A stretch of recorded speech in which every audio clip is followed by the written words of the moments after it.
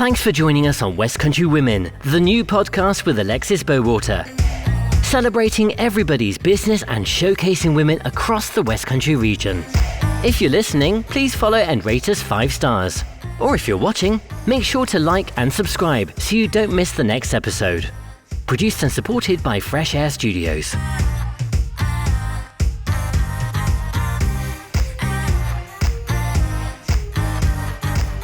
Got it from my charity shop. Did you? Right. I Don't know where want it either came that from, one yeah. or another one. That's going to be mine. Yeah. Brilliant. So, Sophie, it's you and me Yes. for the next half an hour. Okay. And I've got to say thank you very much for coming in. Thank you for inviting It's me. so lovely to see you. Yeah. And, you know, coming all the way up from Cornwall. Yes. So I think, apart from the lunch, the last time, you know, I saw you and we were together was on the night of the awards. Yes. And I yes. have to say... What a night that was. What a night that was. It was amazing. You were astonishing. Oh, You were absolutely amazing. And your speech brought people to tears yeah. and to their feet. You got a standing ovation. Gosh. And I've no idea what I said. what did it feel like on the night? What do you recall? It was just really surreal, I think, because you don't really think that your name's going to be called out. Mm-hmm. And I'm sure everyone says that, but you really don't, because you hear what everyone else has done. You think, oh gosh, they deserve to win, you know. So then when your name is called out, Mm-hmm. and I was thinking, oh my gosh, everyone said something. What am I meant to say? And I honestly didn't have a clue what I was going to say until I was stood up there. I just started talking. And then as soon as I stepped off the stage, I couldn't tell you what it was that I said. But it was amazing. It was great. I don't know how I didn't cry because I was really overwhelmed. Yeah. It was just an amazing experience. It was an amazing night. And everyone that was there was so supportive and so lovely. And everyone was just really happy to be there. Like whether you won or not, you were just so happy to be there. It was a really nice environment. You guys did a great job. So tell me now why you won. What have you done? So this is really difficult doing this when people say that. They're like, because I don't think that what I've done is anything massive. I kind of think it's, you know, and to be honest, if my daughter hadn't died, would I have done it? Probably not. You know, I think a lot of the time something traumatic has to happen for you to then want to do something about the circumstances around it. So yeah, my daughter took her own life during the very first lockdown, during the pandemic, and she'd been struggling with her mental health for quite a while, but the time when it happened really honestly was a massive shock, because we'd got right to the end of the lockdown, and we kind of thought that she was doing really well. I do know now that this is quite common. That often does happen. It happens when you least expect it, when you think that everything's kind of going well. And I didn't obviously immediately think I was going to start up a charity. I wasn't thinking anything like that. You know, I spent a good 3 weeks sitting on the sofa, just wanting to end my own life, if I'm quite honest, just not wanting to be here anymore, wanting to be with Georgia. You know, luckily I have another wonderful daughter who kept me here. I knew that she needed me. And I think I just wanted to understand a little bit more what Georgia was feeling and what she was going through. And I just started doing lots of research, thinking, oh, could I have got her more help? Because, you know, we'd really struggled to get her the help that she needed. And when we finally had got her the help, which was just before the lockdown, it all got taken away during the lockdown. So the lockdown was a huge, huge struggle for her. And like I say, we finally got to the end of that. Things were about to go back to normal. We were thinking, great, yes, she can get back to work. She can get back to the gym, you know, a good routine again. And we thought that everything was going well, which was when she done it. And I started doing some research, and the statistics were just so shocking. I didn't know them before. I was so shocked to find out that suicide was the leading cause of death in our young people. You know, I just thought, how can that be the leading cause of death?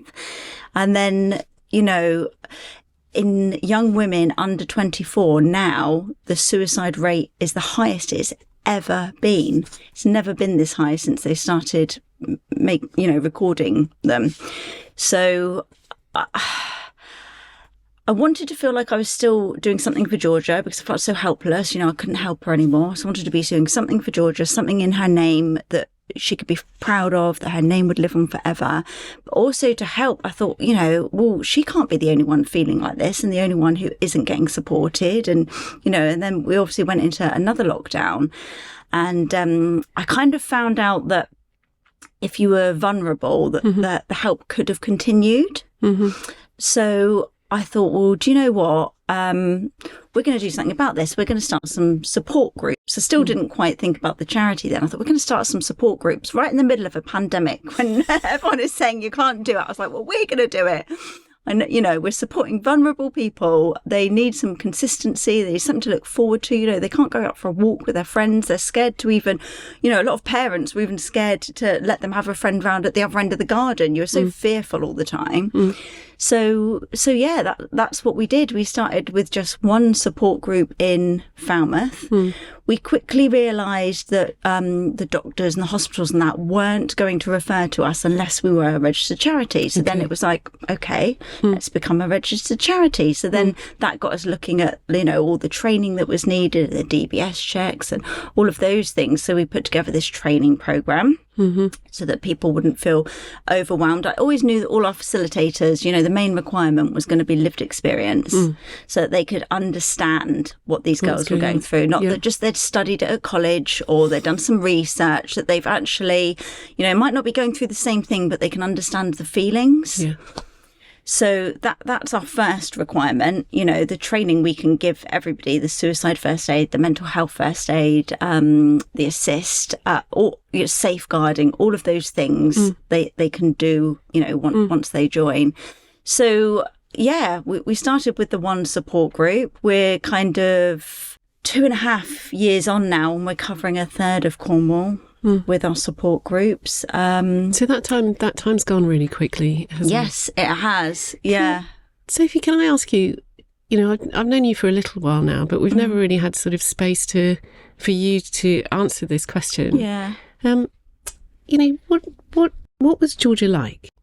So, Georgia was absolutely hilarious, which again is one of the reasons I think that nobody ever knew that she was struggling. Because I've seen pictures, I've seen your publicity pictures, I've seen the Facebook pictures. Yes. And she looks really happy. Yes. Well, there's one photo that I share, which was only about 2 hours before she took her own life, and she had a massive, big smile on her face. But that's what she did.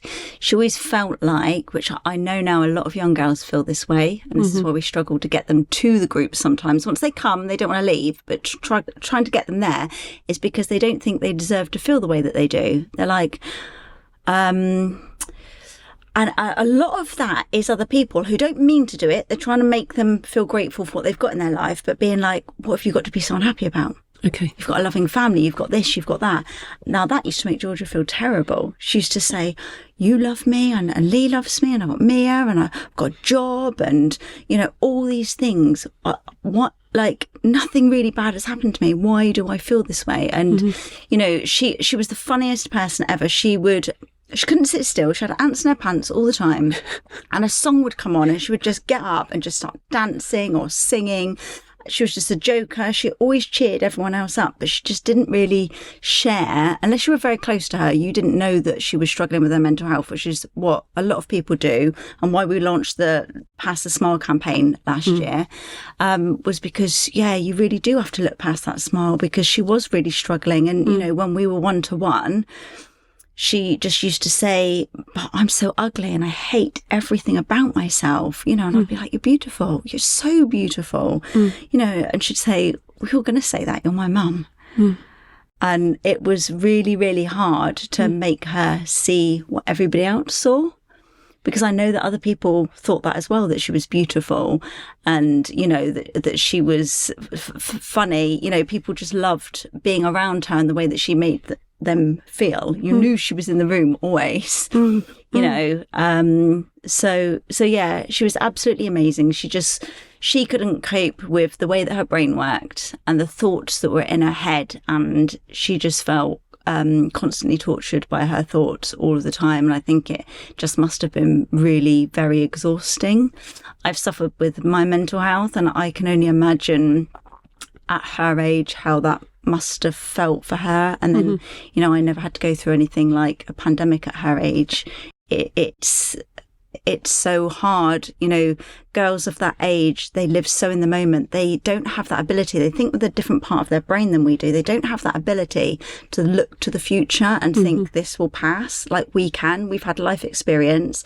We know we've been through hard things before, that we can get through these difficult things, and that nothing lasts forever. But they just if they've woken up for the second day in a row feeling that way, they're like, I'm going to feel this way forever. My life is never going to change. It's just, and they just can't see a way through it.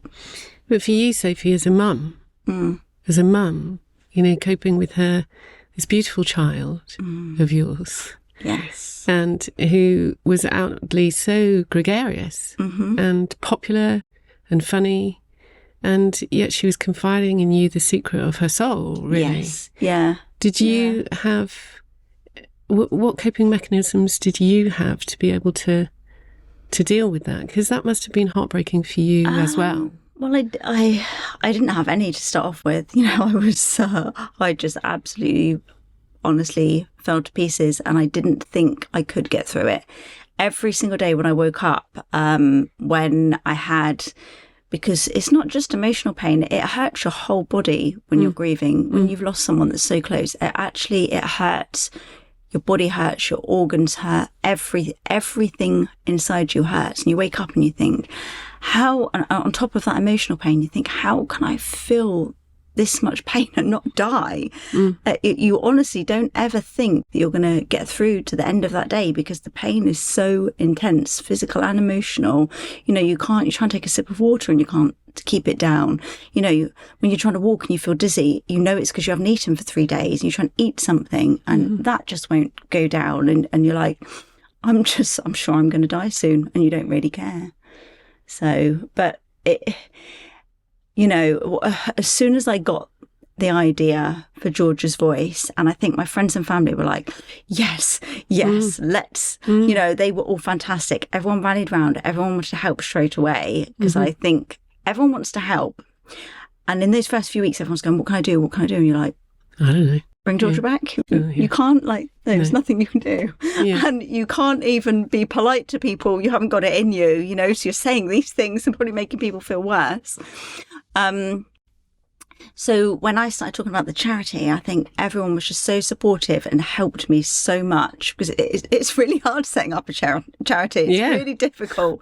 I definitely needed a lot of help and support with that. And that is then what kept me going. It was like seeing George's name there when we made the logo and everything. We made everything so personal. So her favourite colour was purple. No way. Yeah, so our whole charity, you know, the logo is purple. Everyone calls our shop like the little purple shop, and there's just purple everywhere. And everything I do with the charity, I try and make it a little bit personal to Georgia.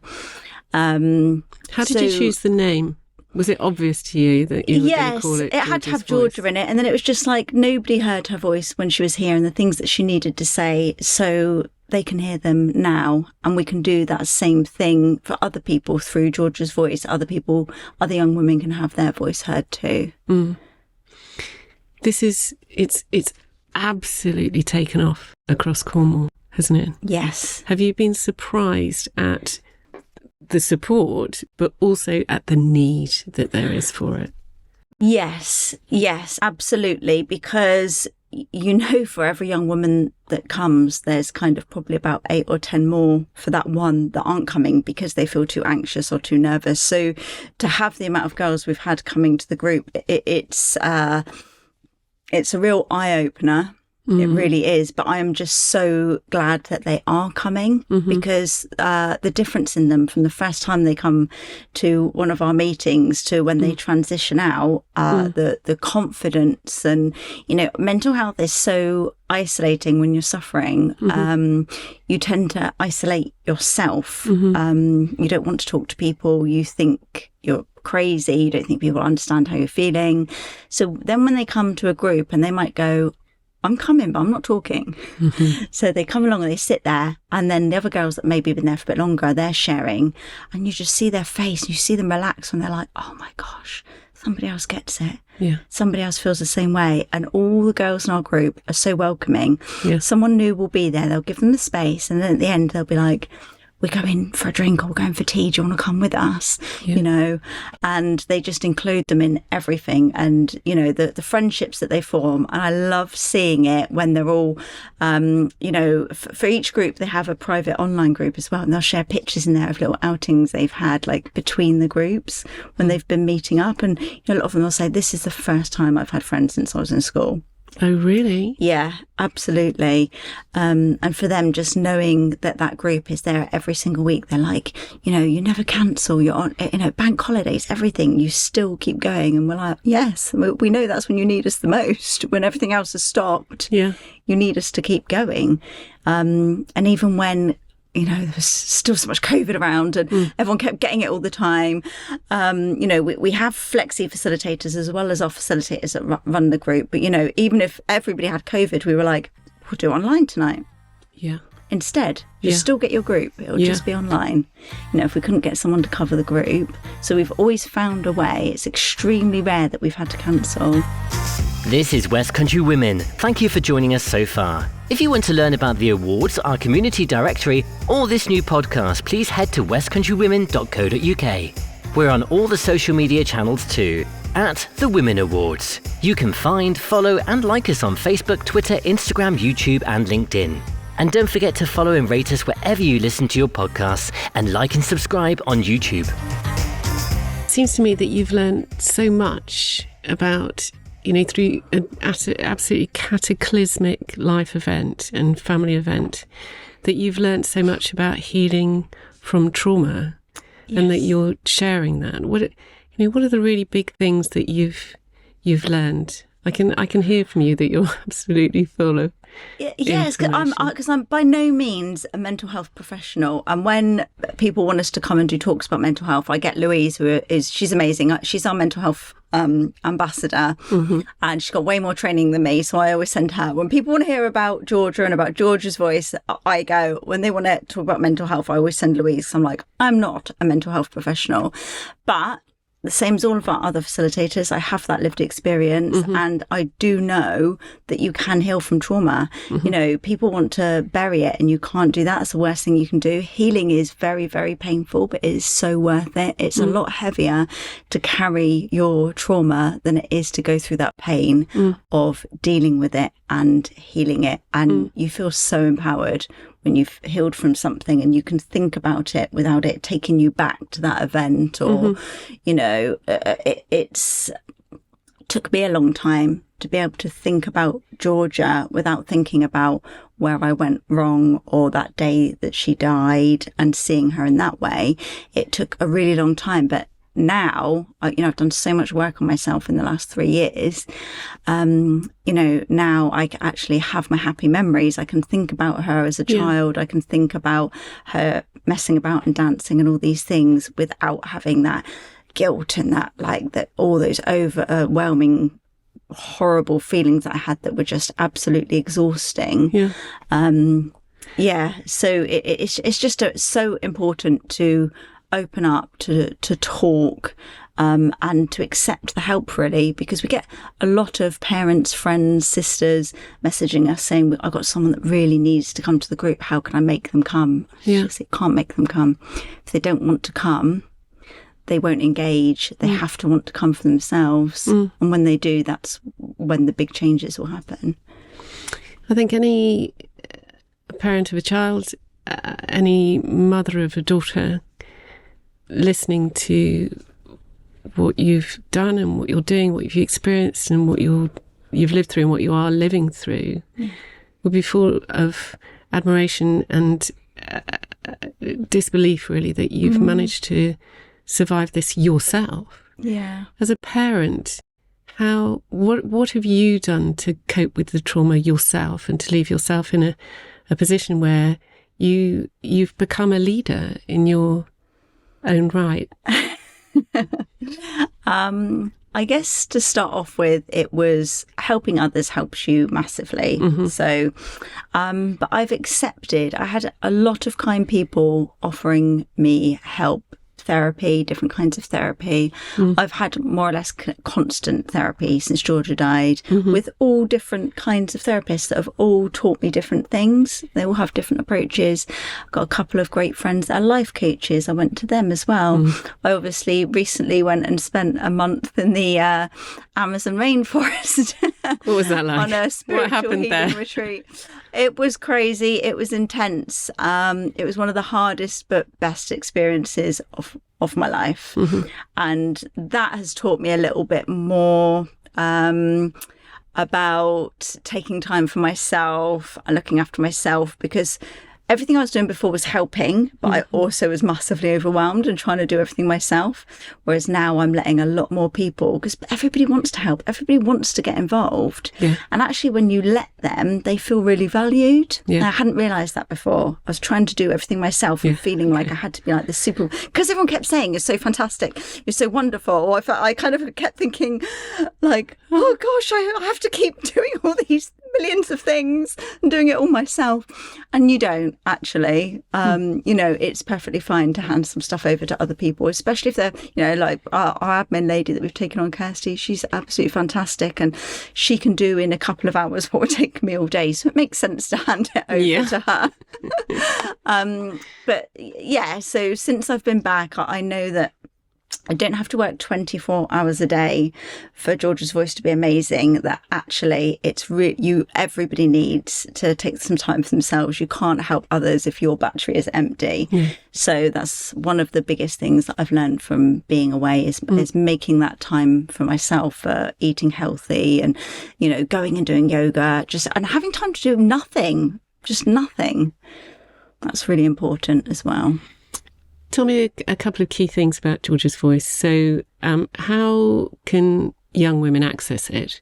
And also, how can people help you?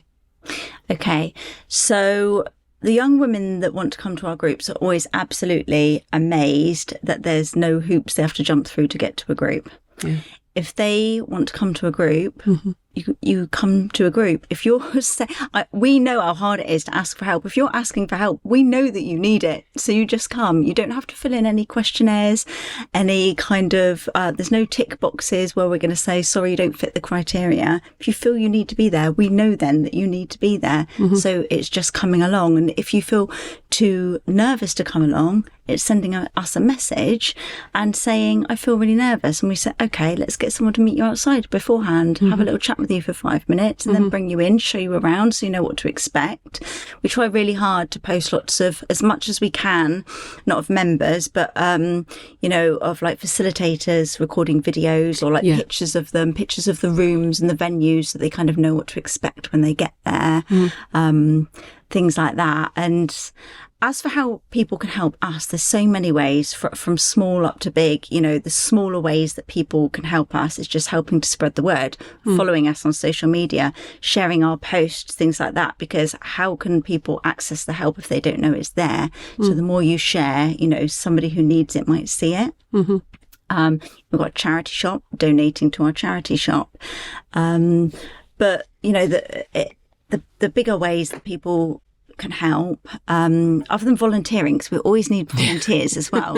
If you're in Cornwall and we haven't got a group in your town and you think that we need one, could you do it? Do you know somebody that'd be great to do it? Get in touch. We want to cover the whole of Cornwall. So, but yeah, obviously all of the support that we offer for free. So our support groups are free. Our wellbeing activities, we do regular wellbeing activities. There's something going on all of the time, whether that's yoga. Our girls recently voted on what they wanted to do and they wanted to do a pole dancing workshop. So, they were like, it's I'll pop down for that one for you. It's you do it with me. It's making us love our bodies. And I was like, okay. So they did a pole dancing workshop, water sports, walk and talks, beach cleans, all kinds of things. But we also pay for all of our members to have talking therapy as well. Yes. So everything we provide to our members is always free. But it all costs a lot of money. Of course. So But people always think they have to donate us loads of money to help, and they think if they can't afford to do that, it's not helpful. But actually, you can go on our website, you click on the donate button, you can donate a one-off amount of money if you want to. But the most helpful thing to us is all those wonderful supporters that we have that maybe donate £5 every month or £10 every month. You know, we recently worked out with the amount of Facebook followers we had that if just a third of them donated £5 a month, that would pay for every single one of our support groups across the whole of Cornwall. Yeah. So, you it's know, not much, is it? It isn't much. People always think that they've got to be donating, you know, 20, 30, 40, 50 pound a month. It's like, no, you know, for everybody, but we need everybody to do it. If everybody donated £5 a month and kept on doing that, that would be massive. Do you know, the more I hear from you, I mean, even from last December when you won to now, it is amazing how much it's grown, and this charity has grown, and you've grown. Yes. And it's, I sometimes wonder whether you think about, you know, you run a charity, it is Georgia's Voice. Yes. Do you ever wonder what she'd say to you if she could? Oh, I know Georgia's with me all the time, and I know that she would just love it. I know that she would just be so happy. She wouldn't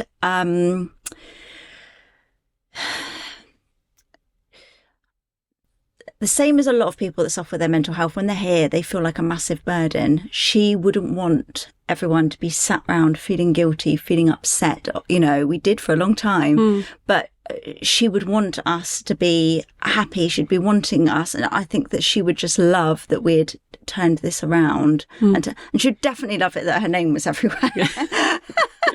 And in purple as well. She would definitely love that. So, yeah, I think that she'd be really pleased. And I think that she'd be so pleased that the other young women, you know, because she would be able to recognise how they're feeling, that they've got somewhere to go because she didn't have anywhere to go. So, you've obviously got a massive affinity with them, you know, particularly with young women. You connect with them and communicate with them really, you know, in a wonderful way. It's just so rewarding. Yeah, I can feel that from you. Yeah. When you were little, I mean, looking back, if you could talk to your own little girl, if you know, what would you say to the 12-year-old Sophie? Oh, goodness. I think to believe in yourself and that your voice can make a difference. You always think that you're just one person and that you can't make a difference, but you absolutely can. Everybody has the power to make change. Everybody has the power to make things happen. You've just got to believe in it. You've just got to believe in yourself. And if you've got that passion, you'll do it. I'm going to ask you just one question quickly. Have you got a book that you would pass on to other people? Oh, a book that I would pass on to other people. Probably one of my favourite books. I've got I love reading. I read a lot. But I think one of the books that I really found life-changing that I read after Georgia died was Eckhart Tolle's The Power of Now. Yes. That I've now read that, listened to it on Audible about 10 times, and every single time I pick something else up from it. And it is just about looking at things differently, and the fact that you don't see half of what's around you. You don't see the beauty in things. So when you start doing that and being grateful, you know, that's one thing that I do every single day. I kept a journal when I went away, but that stopped. I knew it would stop as soon as I came home, even though I tell everyone else to journal. But one thing I do is I've got a little book, and that is like a gratitude journal. And I don't always write in it every day, but then sometimes I sit down and I think, I'm just going to think of one or two things to be grateful of. And honestly, it just goes on for pages, because there are just so many things, you know, even if it was just that like 5 minutes in the morning when no one needs you and you've got your cup of coffee and it's just really quiet, like that peaceful moment that you've got to yourself. Or, you know, when you notice like flowers when you're on your way to work, like when there's a tree flowering or something, you're like, oh, that's beautiful. And just when you start thinking back through your day, there's so many things to be grateful for. You know, the fact that you've got a roof over your head and that somebody loves you, and there's so many things. And when you're having a bad day, you really can't think of anything to write in there, what I do is I go back to the beginning and I start reading it through, and you forget so many things. You go through and you think, oh, I don't remember that. Oh, and it really, really cheers you up. Yeah, going through it and reading it. So for anybody else that struggles to journal, I would say do a gratitude one. Yeah, definitely. That's good advice. Yeah. You're allowed to pick one question out of there, and you have to ask me. I'm going to ask you. Okay.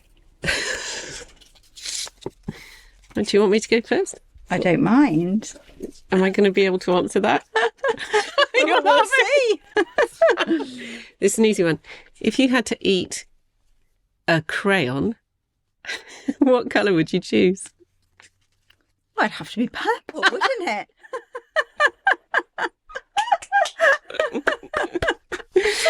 Georgia, thank you. She stepped in there. Oh, okay. Would you rather sing karaoke with the head of our department or be on a group call with the CEO and your parents? I would not like to be on a group call with my parents. And the head of our department, I guess, would probably be Tess Stuber. And yeah, I'll do that. I'll do karaoke with her. That'll be fun. Oh, nice. That sounds fun. Do you know, it's been such a privilege to spend this time with you, talking to you.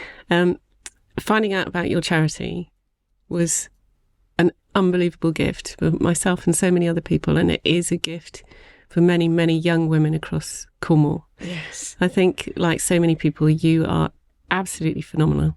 And it was a real privilege and honour to be able to make your charity, Georgia's Voice, our charity of the year this year. And we appreciate it so much. Yeah. It helps so much with getting the word out there. We're going to try and raise a bit more awareness for you. Yes, please. Thank you. Right, that's it. I'll give you a hug. Thank you so much. Oh. If you want to find out more about the West Country Women Awards or nominate someone for next year's ceremony, visit westcountrywomenawards.co.uk. The West Country Women Podcast was presented by Alexis Bowater. Copyright West Country Women Awards CIC. Produced and supported by Fresh Air Studios.